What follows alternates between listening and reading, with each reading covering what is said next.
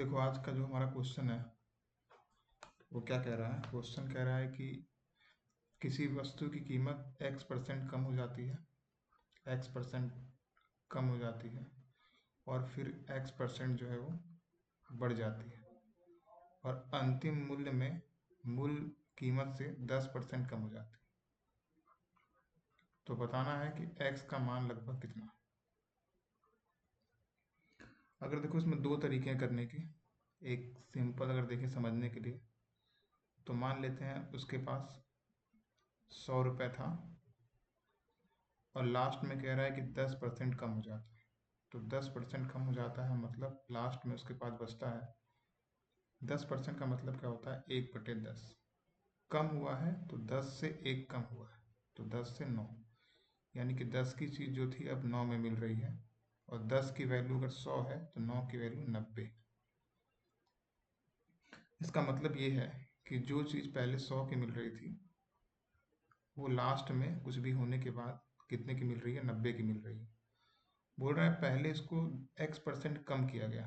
x% कम किया गया, देखो x% कम किया गया, इसका मतलब क्या है कि x/100, यानी कि जैसे यहाँ पे देखो 10 में 1 कम किया गया तो क्या हो गया 10 माइनस 1/10, तो कितना आ गया 9/10, यानी कि 10 की चीज़ 9 में हो गई। उस तरह से अगर x/100 कम हुआ है तो इसमें क्या होगा 100 माइनस x/100।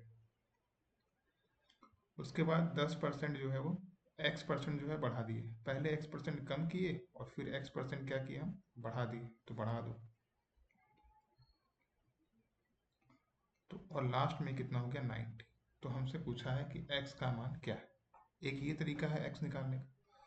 दूसरा है कि x पहले घटा फिर x बढ़ा और ये हो जाएगा प्लस माइनस माइनस x²/100। तो ये डायरेक्ट हमारा फॉर्मूला है, ठीक है। तो यहाँ से भी निकाल सकते हैं।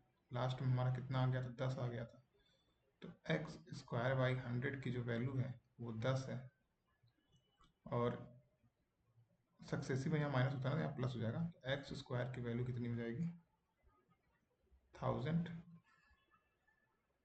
तो यहाँ से अगर x निकालना चाहें तो हमें पता है कि 31 का स्क्वायर कितना होता है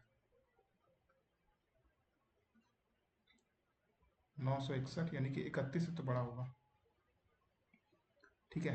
और 32 का कितना होता है,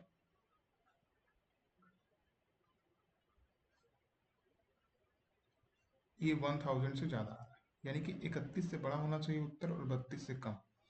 तो ऐसा एक ही ऑप्शन है 31.6।